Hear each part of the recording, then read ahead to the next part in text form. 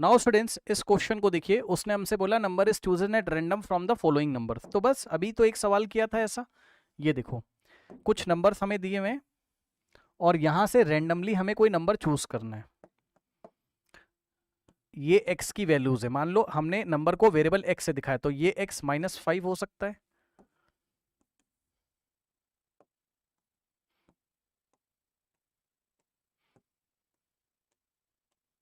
ठीक है। ये x क्या क्या हो सकता है,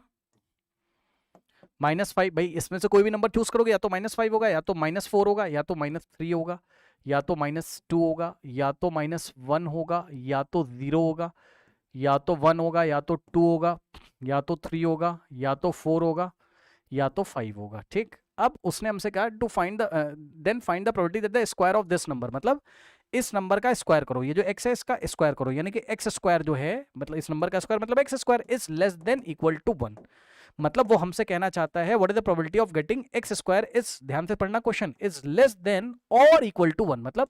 x का स्क्वायर करने पर या तो लेस देन 1 हो या इक्वल टू 1 हो। तो आप एक काम करो, आप x का स्क्वायर करके जल्दी से देख लीजिए। चलिए, -5 का स्क्वायर 25, भाई -5 इंटू -5, -5 का स्क्वायर मतलब -5 इंटू -5, यही तो करोगे, कितना आ जाएगा 25, माइनस माइनस प्लस है ना। -4 का स्क्वायर मतलब कितना हो जाएगा 16,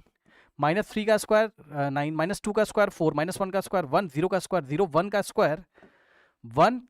2 का स्क्वायर 4, 3 का स्क्वायर 9, 4 का स्क्वायर 16, 5 का स्क्वायर 25। बात समझ में आई, ठीक है ना, इस तरीके से।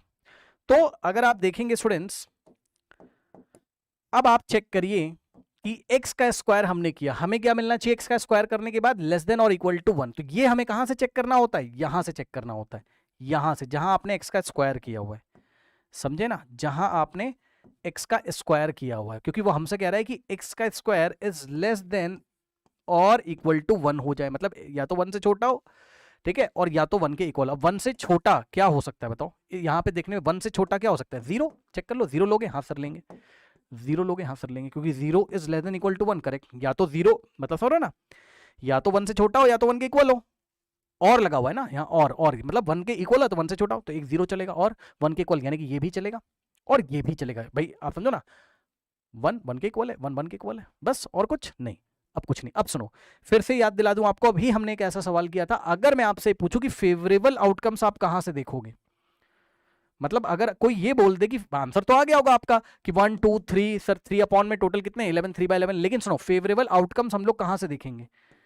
फेवरेबल आउटकम्स अगर कोई पूछ ले कि भाई बताओ कौन कौन से आउटकम फेवरेबल आउटकम है, तो आप यहां से नहीं देखोगे, ये तो एक्स का स्क्वायर है बेटा, ये तो एक्स का स्क्वायर है जो येलो कलर से लिखा है, यहां से नहीं, हम ऊपर से देखेंगे, क्योंकि हमें नंबर तो ये दिए हुए हैं ना, ये सारे, इसमें से चूज करना है हमें एक्स। तो इसमें से क्या क्या एक्स चूज किया जा सकता है, -1, क्यों, क्योंकि -1 का स्क्वायर 1 होता है, जो कि इस कंडीशन को सेटिस्फाई कर रहा है, 1 के इक्वल है ना, तो -1। फिर 0 का स्क्वायर 0 होता है, तो 0,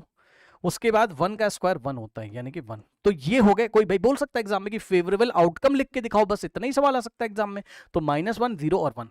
इसका स्क्वायर मत लिख के चले आना है ना। बट लेकिन अब उन्होंने हमसे क्या पूछा, पी का मतलब probability of getting X square is less than और equal to 1 is equals to favourable outcomes बेटा कितने 1 2 3,